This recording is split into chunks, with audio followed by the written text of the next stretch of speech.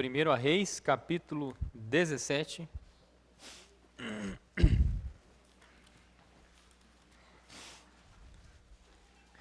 Assim que você encontrar, recomendo que você guarde, vai ser o nosso texto base.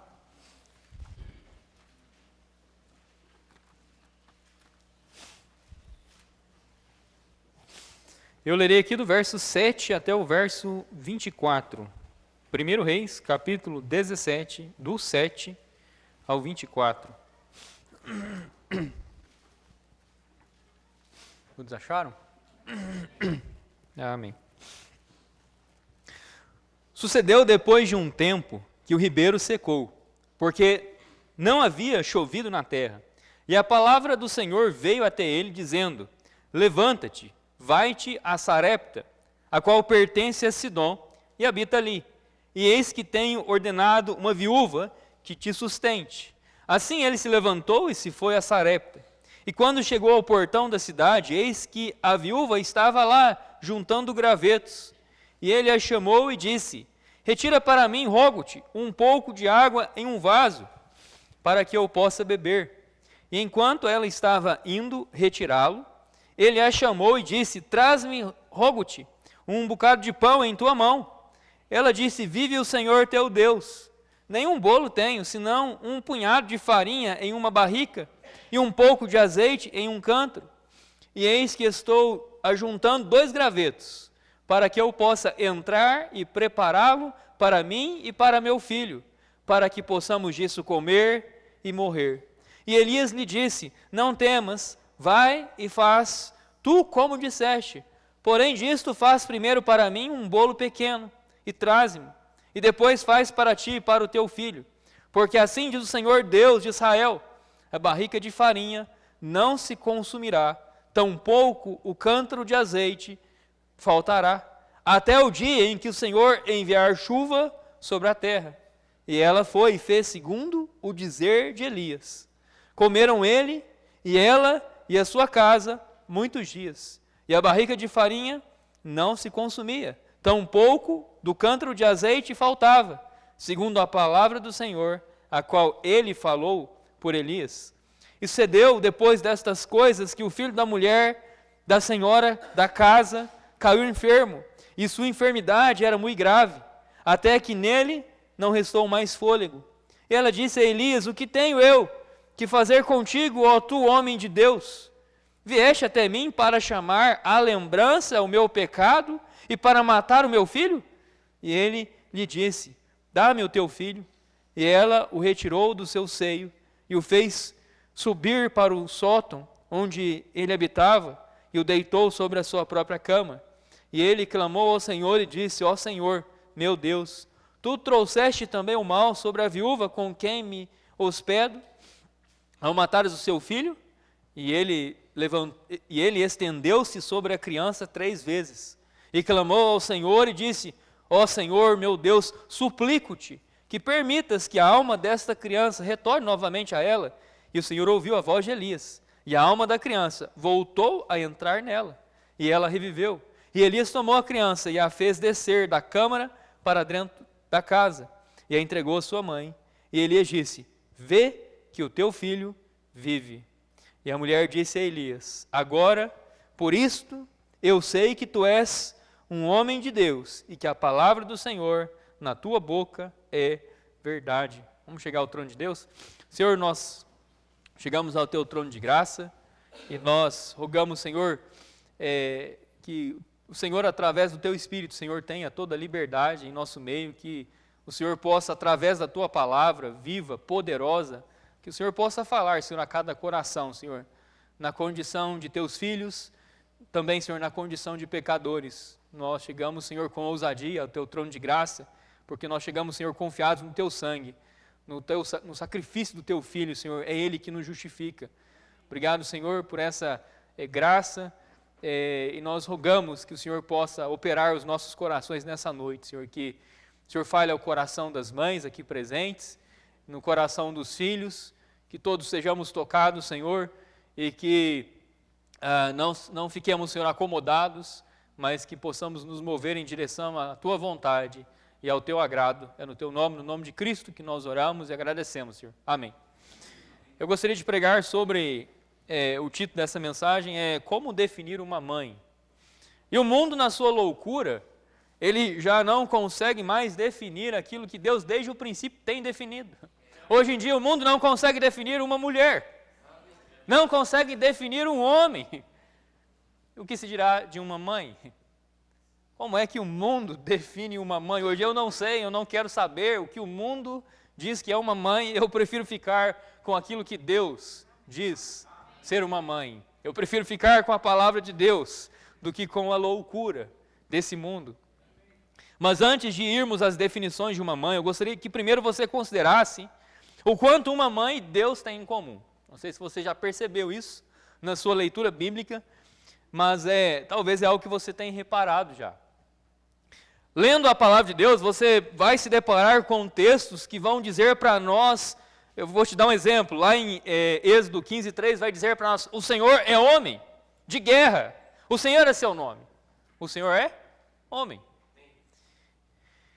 Mas quando Deus ele quer revelar o cuidado dele para com os seus filhos, geralmente o Senhor usa uma figura feminina. Já viu isso na palavra de Deus? Ele vai usar a figura de uma mãe. Vou te dar um exemplo. Olha em Mateus, guarde aqui, e olha Mateus 23, verso 37. Um exemplo. Guarde 1 Reis 17 e note Mateus 23, 37. Palavras do Senhor Jesus aqui. Ó Jerusalém, Jerusalém, que matas os profetas e apedrejas os que te são enviados. Preste atenção. Quantas vezes eu quis ajuntar os teus filhos, como, olha só, a galinha ajunta os seus pintinhos debaixo das asas, e tu não quiseste. O que nós vemos aqui é uma zoomorfia, é algo semelhante a uma antropomorfia. É quando Deus ele vai usar ali uma figura humana, né, aspectos humanos, para que nós possamos entender, né, o Senhor. E aqui ele está fazendo isso, mas é uma zoomorfia, ele está usando um animal. Mas o animal aqui em questão é o quê? É uma galinha, é uma mamãe. E eu lembro quando a minha avó morava na roça e ela criava ali galinhas. Eu ia lá brincar com os pintinhos, porque era bonitinho, mas no negócio de brincar acabava aqui judiando, né? E quem não gostava nada disso era a mamãe galinha. Eu lembro que ela vinha, né, investia, né, e eu corria de medo da galinha, mas aquilo para mim era engraçado, mas hoje, né, toda vez que eu passo por essa passagem, que eu leio ela, eu lembro da cena, da galinha tentando proteger os seus pintinhos. E é algo lindo. E sabe o que nós vemos nisso? Esse é nosso Deus. Ele cuida dos seus filhos. Você já prestou atenção no Salmo 91? Olha o Salmo 91. Onde o Senhor dirá assim, Salmo 91, aquele que habita no lugar secreto do Altíssimo, permanecerá debaixo da sombra do Onipotente. Eu direi do Senhor, Ele é o meu refúgio e a minha fortaleza, meu Deus, nele eu confiarei. Certamente Ele te livrará do laço do passarinheiro e da peste perniciosa. Olha só, Ele te cobrirá com as suas penas. Ele te cobrirá com as suas penas e debaixo das suas asas confiarás. Eu lembro daquilo que o Senhor falou. Quantas vezes eu, como a galinha, quis ajuntar os seus pintinhos, onde? Debaixo das suas asas. O Senhor tem um lugar que Ele chama de o esconderijo do Altíssimo. E você não vai encontrar um lugar melhor que esse no universo. Não vai encontrar um lugar de maior conforto e proteção que esse. Para o pintinho, o melhor lugar é onde? É debaixo das asas da mamãe galinha. Graças a Deus, eu pude conhecer as asas deste Deus aqui. Graças a Deus eu posso, né, lhe dizer que eu conheço esse esconderijo do Altíssimo. Você conhece o esconderijo? Você tem se abrigado sobre essas asas? Tomara que você já tenha o conhecido. Um segundo exemplo, olha lá em Isaías 49, verso 15. Isaías 49, 15.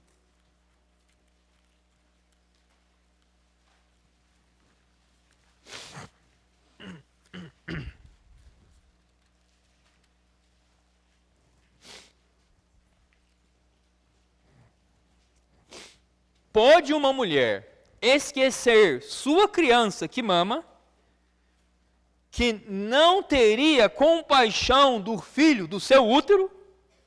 Sim, elas podem esquecer. Contudo, olha só o que Deus diz: eu não esquecerei de ti. Esse é o Senhor. Ele não se esquece. Ele não se esquece.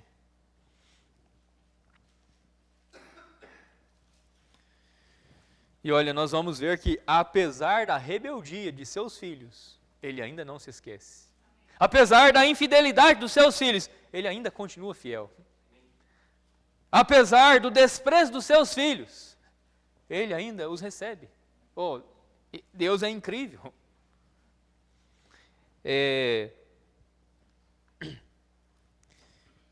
Uma das cenas mais fortes que marcou a minha vida, isso já tem mais de 20 anos, eu não esqueço.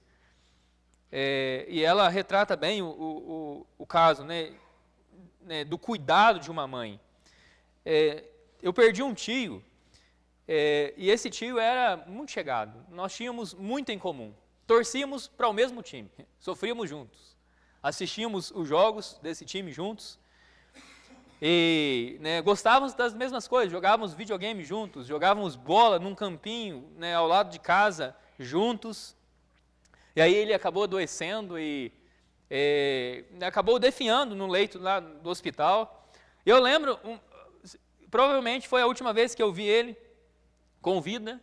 Ele já estava, um homem de mais de 40 anos, ele já estava bem encolhidinho na cama lá, e a minha avó estava sentado ali naquele leito, e eu notei que ele ali encontrou conforto. Um homem de mais de 40 anos de idade, que já viveu muita coisa nessa vida, aonde ele encontrou o conforto? Nos braços da mãe. Tem conforto nos braços de uma mãe, e olha, talvez você já perdeu a sua, talvez ela já partiu. Mas olha, nos braços do pai, há conforto ainda. Há conforto ainda. Esse esconderijo do Altíssimo, e nessas asas, ainda como se abrigar. Em tempos difíceis, ainda como se achegar ali e ser confortado. Há conforto. Você não está sozinho e não precisa ficar sozinho em meio a essas lutas. O Senhor quer te ajuntar. Ele quer trazer você para junto dele, para debaixo dessas asas. Não seja redio. Se renda a ele. Chegue-se a ele. Voltando para a nossa história, lá para 1 Reis 17, as ordens de Deus para Elias era que naquele tempo de dificuldade, tempo de seca, já não chovia, já por quase 3 anos e meio, e nós podemos imaginar a situação, o que causou essa falta de chuva, uma grande mortandade dentre animais, dentre homens, mas em meio a isso nós vemos o quê? O cuidado de Deus. Antes de Deus enviar Elias até Sarepta, a casa dessa viúva pobre, Deus já estava cuidando. À beira de um ribeiro, Deus preparava todos os dias para Elias pão e carne. E o motoboy dele era um corvo. E não falhava, dia após dia. Ele tinha e recebia o quê? O cuidado de Deus. Irmão, sabe, amanhã eu posso estar certo de que o mesmo cuidado que Deus teve para comigo no dia de hoje, amanhã Ele terá novamente. Amanhã, esse mesmo Deus cuidará de ti da mesma maneira que te cuidou hoje. Ele cuidará, confie nisso. Você já não provou hoje? Já não supriu sua necessidade hoje? amanhã não lhe faltará. Não lhe faltará. Mesmo que os tempos sejam difíceis, como era o caso de Elias. E se ele lhe dizer, olha, levanta-te, eu quero que você vá para outro lugar. Sabe o que você poderia fazer? Pela fé, obedecer a palavra do Senhor. Porque se ele tem o cuidado ali e quer te levar para outro lugar, pode estar certo de que ele vai te cuidar nesse outro lugar. O caso aqui mostra para nós também, por que será, olha, não havia viúvas em Israel? Para que Deus o mandasse alguma viúva da terra de Israel? Por que Sarepta? Mas o mesmo você poderia perguntar, por que os corvos? Não tinha outro animal? Não tinha um mais limpo? É interessante como Deus faz as coisas, e faz de um modo que, né, a gente vai ficar um tanto abismado, e até cabreiro, pensando, mas por que isso? Por que assim? Irmãos, o Senhor não falha no seu cuidado. O que nós vamos ver nessa história, por que Sarepta? Por que Deus o levou ali? Olha o que o Senhor Jesus ele fala lá em Lucas capítulo 4, verso 25.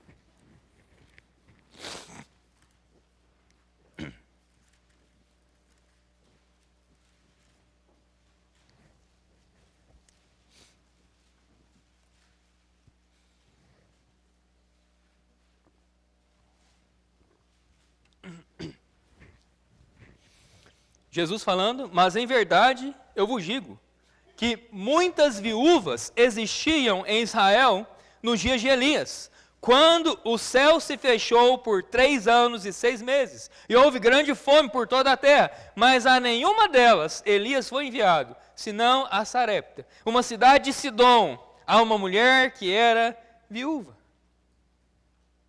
Irmão, os cuidados de Deus, eles não estão limitados, não se restringem, não estão restritos.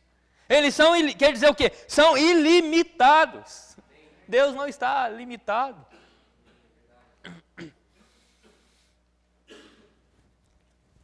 Deus levou ele. Olha, a seca ali não era por acaso. Em Deuteronômio 28 você vai encontrar que, olha, se Deus disse a eles, após entregar a lei para eles, olha, se vocês andarem segundo essa lei, eu vou lhes abençoar. Mas se não, saiba que eu vou lhes trazer juízo. E um dos juízos que Deus disse, já de antemão, que traria era o quê? Ele disse que faria que a chuva se tornasse em pó. Ele disse que não iria chover. E eles fizeram o quê? Nos dias de Elias, quem estava reinando? Acabe. Quem reinava? Na verdade era Jezabel, a sua mulher. E como ela reinava? Se vocês têm lido a palavra de Deus, você sabe como ela reinava. Eles eram perversos, eles eram maus. Acabe fez aquilo que era mal aos olhos de Deus. Então, a circunstância não era por acaso. Tinha propósito. Mas até nisso você vê o quê? O cuidado de Deus. Porque a palavra de Deus diz que o Senhor, Ele corrige a quem Ele ama. Se você tem provado correção na sua vida, dê graças a Deus, porque prova de que Ele ama. Ele te ama. Graças a Deus por isso. Pela correção de Deus. E aí, devido às circunstâncias, à infidelidade, né, do povo de Israel, Deus pega esse homem e fala, eu quero que você vá até a essa viúva. Fora dos termos de Israel. E Deus queria fazer o quê? Queria demonstrar o seu cuidado, tanto para Elias, quanto para essa mãe que Elias vai encontrar.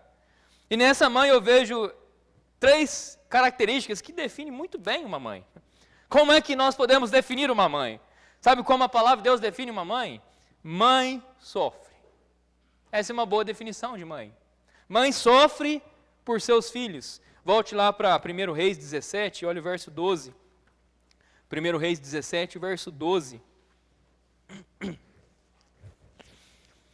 E ela disse, vive o Senhor teu Deus, nem um bolo tenho, senão um punhado de farinha em uma barrica e um pouco de azeite em um cântaro, e eis que eu estou juntando 2 gravetos para que eu possa entrar e preparar para mim e para o meu filho, para que possamos disso comer e morrer. Que situação! Que situação era a desta mulher, a desta mãe, que tinha apenas uma última refeição para fazer e, além disso, não tinha mais nenhuma esperança. Nada mais lhe restava. O Senhor se identifica com as mamães em vários aspectos. Já vimos no aspecto do cuidado, mas aqui nós vemos também que nós podemos ver uma identificação do Senhor com as mães no aspecto do sofrimento. Mãe sofre. Em Gênesis 3,16, o Senhor dirá assim, e a mulher disse: eu multiplicarei grandemente o teu sofrimento e a tua concepção. Com sofrimento terás filhos, e teu desejo será para o teu marido, e ele governará sobre ti. Desde o princípio, o Senhor já anunciou esse sofrimento. E as mamães, elas sabem como é sofrido. Na concepção, ela sofre. Nos primeiros dias, após a concepção, 3 dias, e dali para frente, tem uns enjoos, sofre. Aí passa a concepção, vem a gestação, primeiro trimestre, é sofrido. O segundo é dito ser dos melhores, mas mesmo assim, sofre. É melhor, mas sofre, porque ela já vai começar a sofrer as limitações do corpo, a barriga já vai crescer, já vai estar maior. E aquilo que ela podia fazer no primeiro trimestre, ou mais ou menos podia fazer, no segundo já não pode mais. E no terceiro, ela sofre junto o que ela sofreu no primeiro e no segundo. Ela sofre na concepção, ela sofre na gestação. E no parto, ela sofre. Seja normal, seja cesárea, ela sofre. E no pós-parto, no puerpério, ela sofre. Ela sofre. Ah, mas então, passou o puerpério, passou os 40 dias, aí, beleza. Acabou o sofrimento. Quem dera, não é verdade? Quem dera. A verdade é que a mãe, ela sofre até quando? Até o seu último suspiro, ela sofre.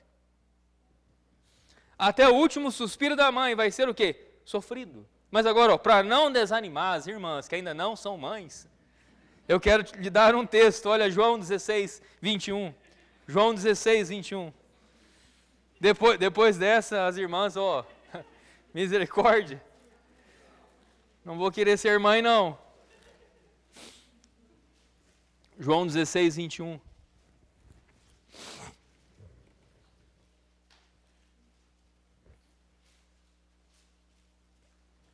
A mulher, quando está para dar à luz, sente tristeza, porque é chegada a sua hora.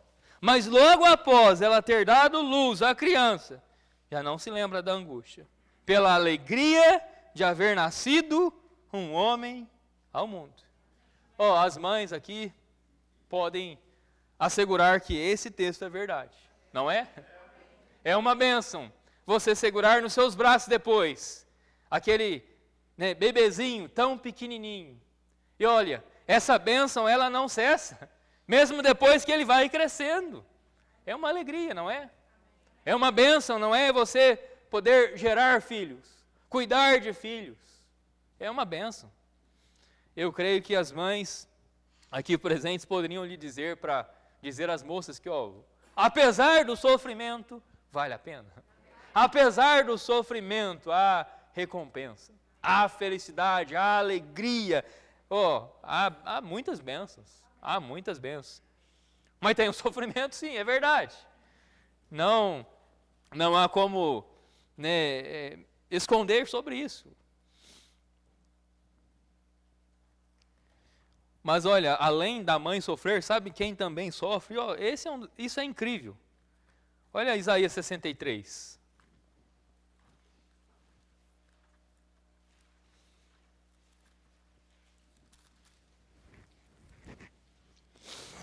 Isaías 63, verso 8.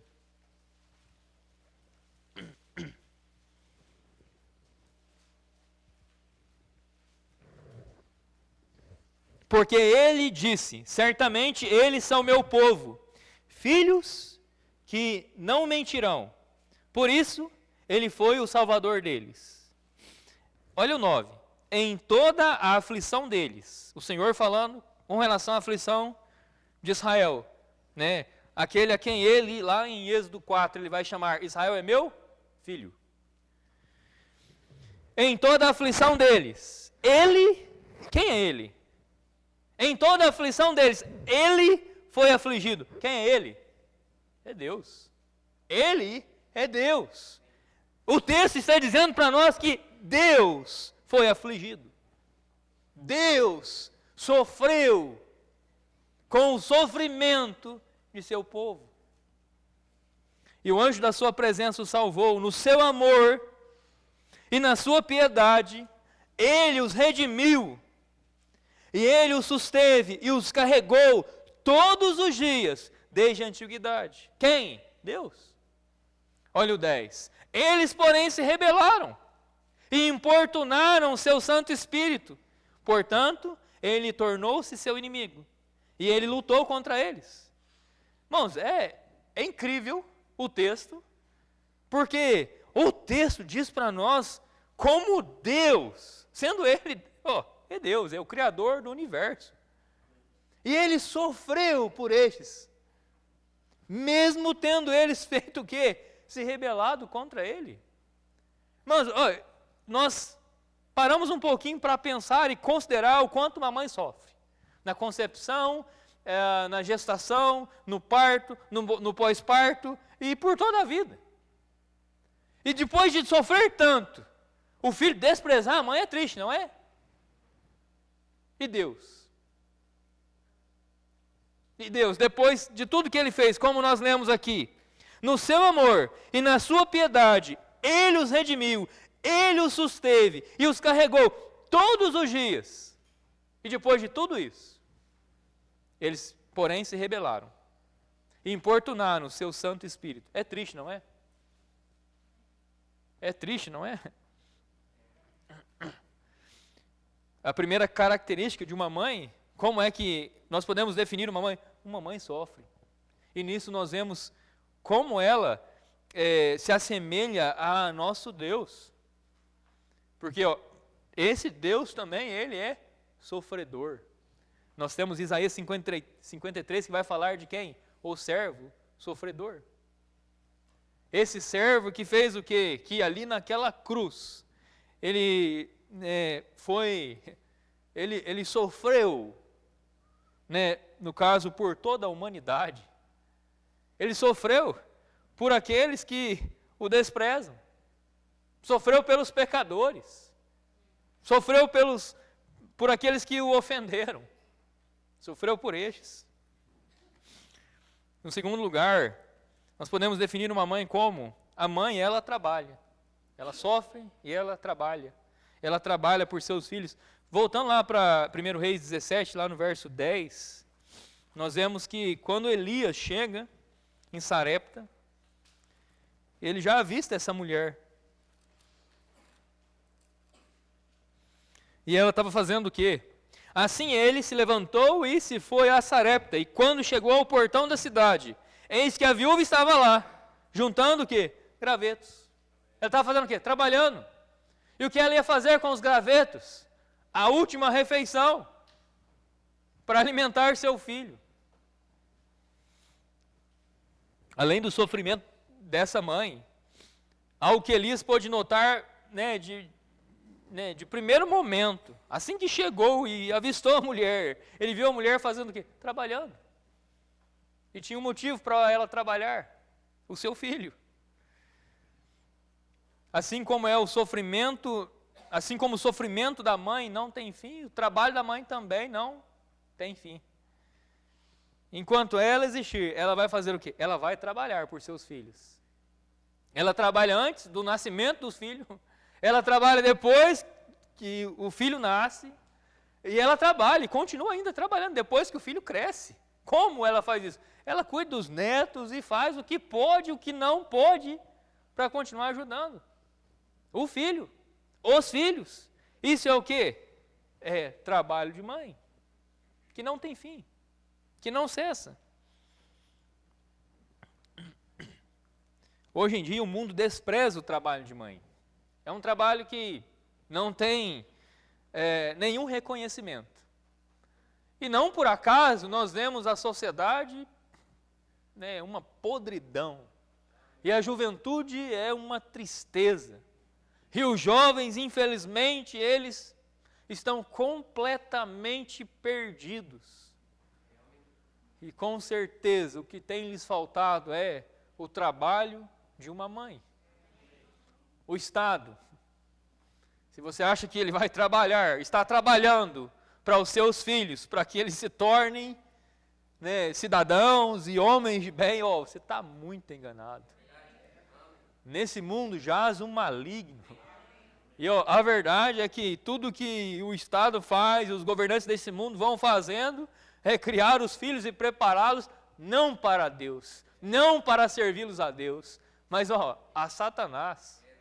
Preparam para que eles possam se dobrar perante Satanás e se render perante Satanás. Olha Tito capítulo 2, verso 3. O trabalho de mãe. Segundo a palavra de Deus.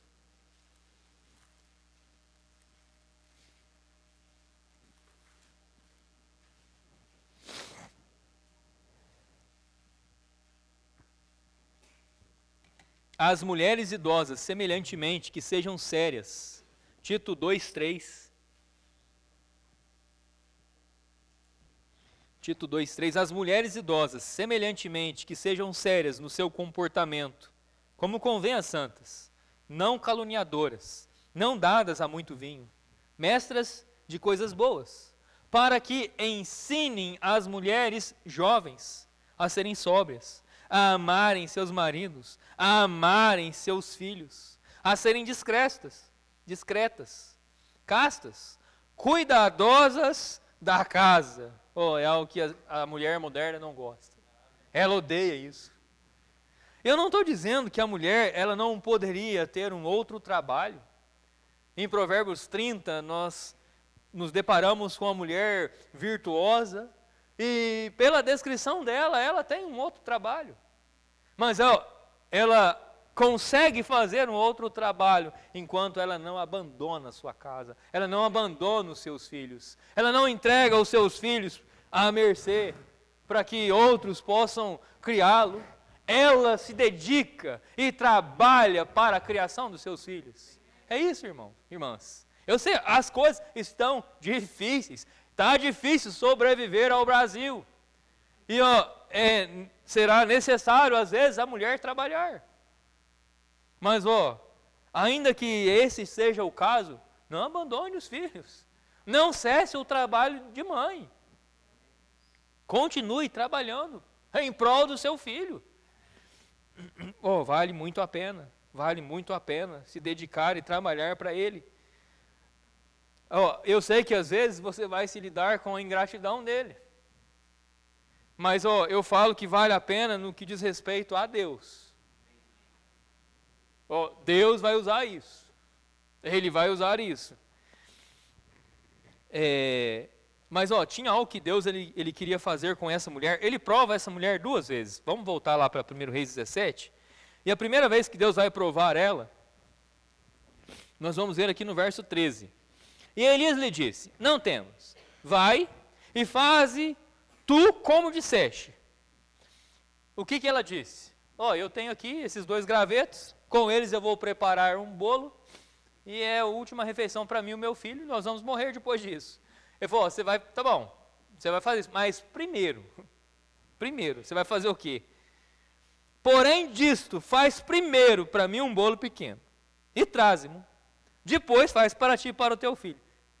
Que é isso? É uma prova de Deus.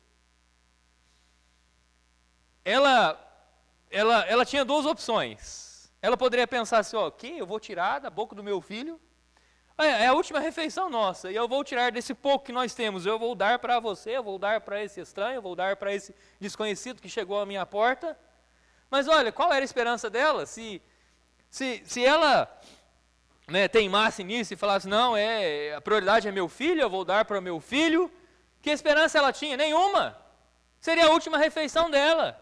Mas esse homem tinha uma palavra para ela, e a palavra era o quê? Olha, você vai fazer primeiro um bolo para mim.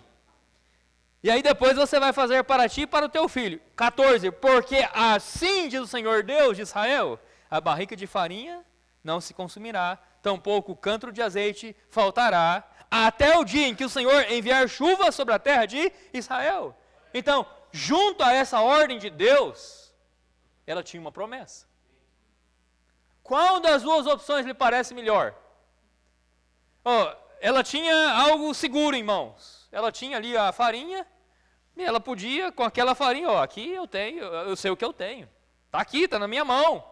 Eu posso fazer para mim, para o meu filho e pronto, acabou. Mas seria só isso. Do outro lado, ela tinha uma promessa. E uma promessa de que não faltaria mantimento para ela. Não faltaria mantimento na casa dela. E aí, você fica com qual? Você fica com qual? Com a realidade de momento, com aquilo que você tem nas mãos, ou com a promessa de Deus, que se entregar para Ele, não vai lhe faltar? Qual é melhor? Irmãos, a carne, eu sei, ela vai ficar, eu prefiro que eu tenho na mão. Mas, tomara que pela fé, você considere a promessa de Deus. Tomara que pela fé você considere aonde está a esperança. Irmãos, com relação ao que nós temos em mãos, na carne, não tem nenhuma esperança. Como o pastor Martim pregou hoje pela manhã, o Paulo, o melhor cristão que nós podemos encontrar na palavra de Deus, o que ele falou de si, miserável homem que eu sou. Sabe o que eu tenho nas minhas mãos? O que eu tenho em minhas mãos é só miséria. É só miséria. Você vai morrer com essa miséria em mãos, sem esperança? É melhor entregar esse pouco para Deus e ver o que Ele pode fazer. E você vai se surpreender com o que Ele faz com o pouco. Ele vai fazer muito com o pouco que você entregar para Ele, dedicar a Ele. Então aqui nós vemos uma primeira prova. O que Deus está provando aqui? A mãe ela tem que tomar cuidado para não fazer da dedicação ao filho uma devoção. Dedicação é quando ela vai se entregar para o filho, para cuidar do filho. Agora, a devoção é o que ela deve a Deus. É a adoração. E o filho não deve tomar esse lugar. E por isso o Senhor queria que ela fizesse o que? Olha, primeiro você precisa fazer para mim. Primeiro faz para Deus. Aí depois, aí vem seu filho. Você lembra que o Senhor falou que qualquer que amar o seu pai, ou sua mãe, ou seu filho, ou filha, não é digno dele? Não é digno dele? É uma prova. Olha, o Senhor nos prova dia após dia. Há provas para nós. Em tempos difíceis, pode esperar provas. Há provas. E como será que você tem passado as provas? Tomara que você não fique com aquilo que você tem em mãos, com a miséria. Tomara que você se atente para aonde está a esperança. Aqui está a esperança. Como disse Pedro, Senhor, para onde nós iremos? Para quem iremos? Tu tens as palavras da vida eterna. Aqui tem esperança. Eu fico com a esperança. Fique com a esperança. Terceiro e último. A mãe, ela se entrega por seus filhos. Verso 19, nós vamos ver essa entrega. E ele lhe disse, Elias, dizendo à mulher, dá-me o teu filho. E ela o retirou do seu seio. A ocasião aqui era que o filho, olha o que aconteceu com ele, verso 17. E sucedeu depois destas coisas que o filho da mulher, da senhora da casa, caiu enfermo. E a sua enfermidade era muito grave, até que nele não restou mais fôlego. Que situação para essa mãe agora? Essa mãe que já havia sofrido, estava sofrendo com a seca, com a fome, com a miséria. Agora ela está sofrendo e agora o sofrimento e a dor é muito maior. O filho dela estava sem vida. Irmãos, aqui nós podemos ver também um tipo, no caso essa enfermidade do filho, nós podemos fazer uma aplicação aqui espiritual e entender como também no caso de uma mãe com um filho perdido que está enfermo na carne, como Paulo vai dizer em Romanos 8:3. Olha Romanos 8:3.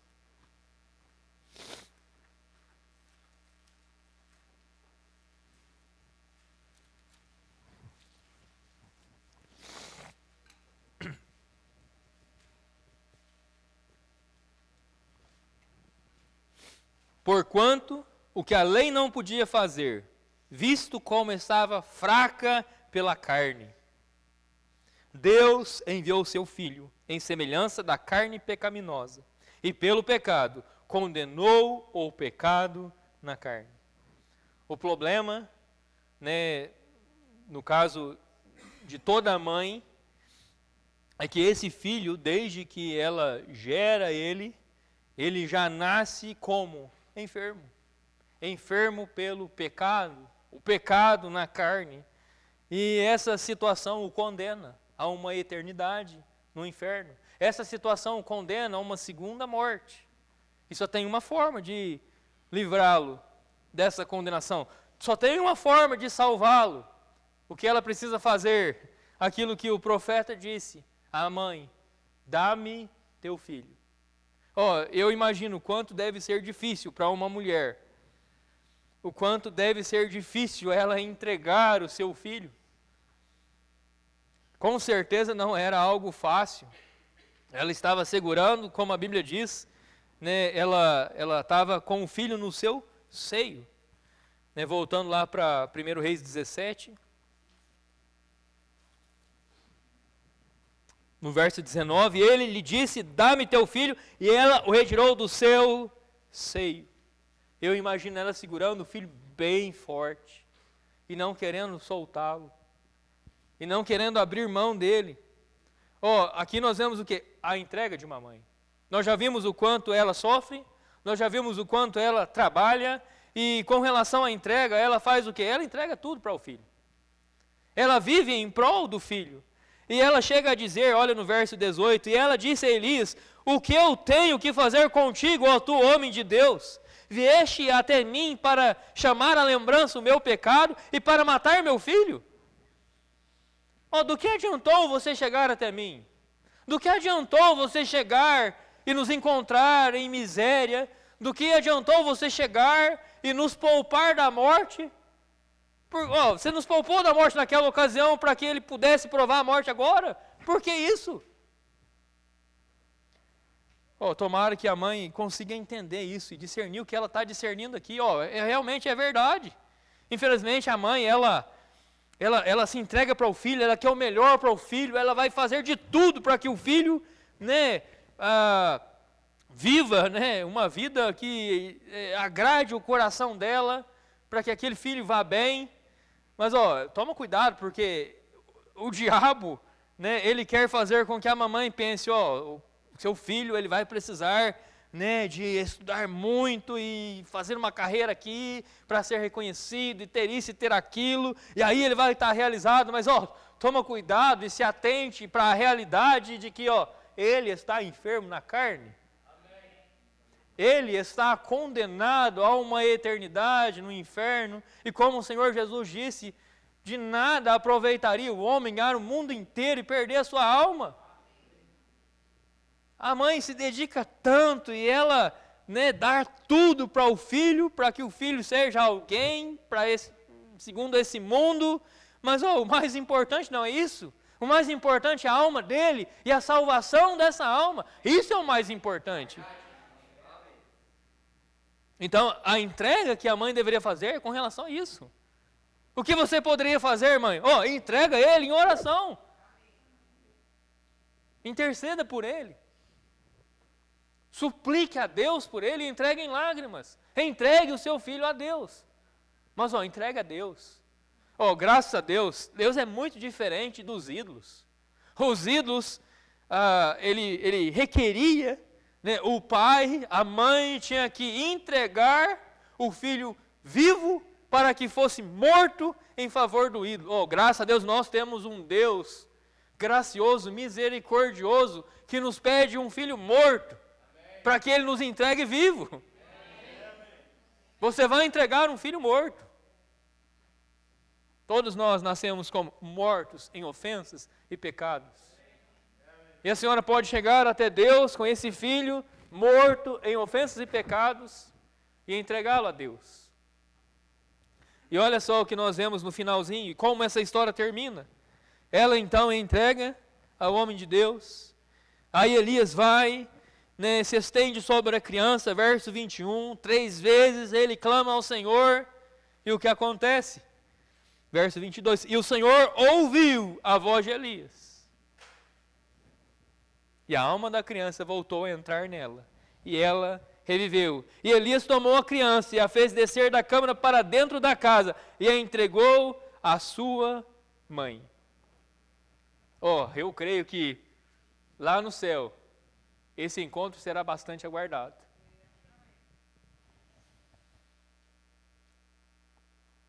A mãe, ela não haverá, nesse dia, não haverá algo melhor para a mãe do que ouvir: vê que o teu filho vive. Será que é isso que a senhora ouvirá do Senhor? Vê que teu filho vive. Tomara que a senhora encontre seu filho no céu. Tomara que estas sejam as palavras. Porque se não for, infelizmente, o sofrimento, o trabalho e a entrega terá sido vão. Terá sido vão. Mãe sofre, mãe trabalha e mãe se entrega. E as 3 definições, isso define mãe muito bem. E sabe o que isso define também? O amor verdadeiro. O amor é sofredor. 1 Coríntios 13, verso 4, dirá que ele é sofredor. O amor trabalha. João dirá: meus filhinhos, amemos, não por palavra, mas por obra. O que é obra? É trabalho. É trabalho. E amor é o quê? É entrega. Tanto que em 1 Coríntios 13 vai falar da caridade. Caridade é o quê? É entrega. É amor, o amor sacrificial. É o ato de se entregar para outro. Quer uma definição de mãe? Eis aí uma definição de mãe. Ela ama. Ela sofre, ela trabalha e ela se entrega. Mas olha, em tudo isso nós vemos quem? Deus. Ele sofre, ele trabalha. Lembra João 5, verso 17? Jesus ele fala: meu pai trabalha até agora, e eu trabalho também. E ele faz o que também? Ele se entrega. Ele entregou o seu filho. Esse é Deus. Esse é Deus.